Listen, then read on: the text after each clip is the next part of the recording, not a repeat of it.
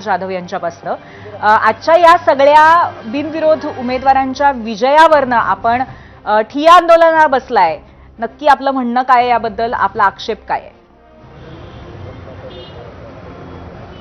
मला असं वाटतं की हे जे निवडून आलेले उमेदवार आहेत, हे जर लोकशाही मार्गाने निवडून आले असते तर आम्ही त्यांचं स्वागत केलं असतं. परंतु कालपासून ठाण्यामध्ये काही कोटीच्या ऑफर्स या आमच्या उमेदवारांना दिले जात होत्या. काल आमच्या कोपरीतल्या राजश्री नाईक म्हणून उमेदवार आहेत, त्यांच्या मिस्टरांना काल त्यांच्या विरोधात असलेल्या भारतीय जनता पक्षाच्या उमेदवारांनी 45 कॉल केले. रात्री 2 वाजता त्यांना मुलुंड इथे बोलवण्यात आलं आणि रात्री 2 वाजता त्यांना 5 कोटी रुपये देतो, तू तुझा उमेदवारी अर्ज पाठी घे म्हणून त्याच्या मागे तकादा लावला. त्याच्यानंतर त्याने मला सकाळी कॉल केला आणि मला घडलेली सगळी घटना सांगितली. त्यानंतर मी ती संपूर्ण घटना सन्माननीय राजसाहेबांच्या कानावर घातली आणि मला असं वाटतं की ज्या पद्धतीने आज दिवसभर कल्याण डोंबिवलीमध्ये 21 लोकांनी पाठीमागे घेतलेला आहे उमेदवारी अर्ज, ठाण्यामध्ये 6 लोकांनी उमेदवारी अर्ज पाठी घेतलेला आहे, असं कधी घडत नाही हो. याच्या आधी एखादा उमेदवार बिनविरोध निवडून यायचा, आज जवळजवळ 20% लोक बिनविरोध निवडून यायला लागले.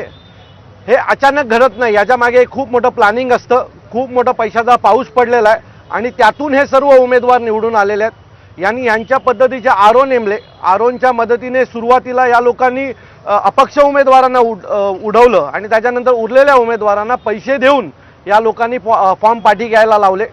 ठाण्याचे शिवसेनेचे सचिव आहेत संजय मोरे, त्यांच्या बायकोच्या अपोजिटला आमचा एक उमेदवार होता, त्याला अतिशय छोट्या कारणामुळे काल बाद केला. त्यानंतर मी असेल, जितेंद्र आव्हाड असतील, राजन विचारे असतील, आम्ही तिथे खूप गोंधळ घातला आणि मी त्याच वेळेला म्हटलं होतं आता जो एक अपेक्षा उरलेला आहे तो उद्या सकाळी अर्ज पाठी घेईल आणि इथे बिनविरोध निवड होईल. आज तशाच प्रकारची घटना घडली.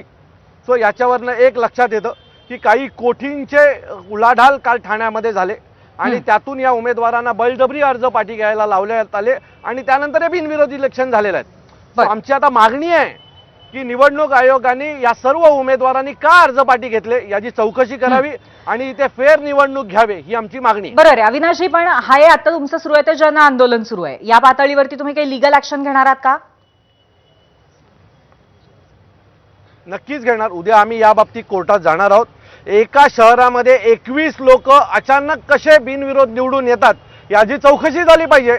निवडणूक आयोगाने याची चौकशी करावी, कोर्टाने चौकशी करायचे आदेश द्यावे की 20% लोक हे बिनविरोध कसे निवडून येतात. हा महाराष्ट्रातल्या प्रत्येक माणसाला पडलेला प्रश्न आहे आणि मला असं वाटतं ह्याचं उत्तर जर तुम्हाला हवं असेल आपण नक्कीच आपण याचं उत्तर घेऊया. आपल्यासोबत भाजपचे आमदार स्वतः आहेत. परिणयजी, खरं तर आज एक शिष्टाई आपली यशस्वी ठरलेली आहे. नागपूर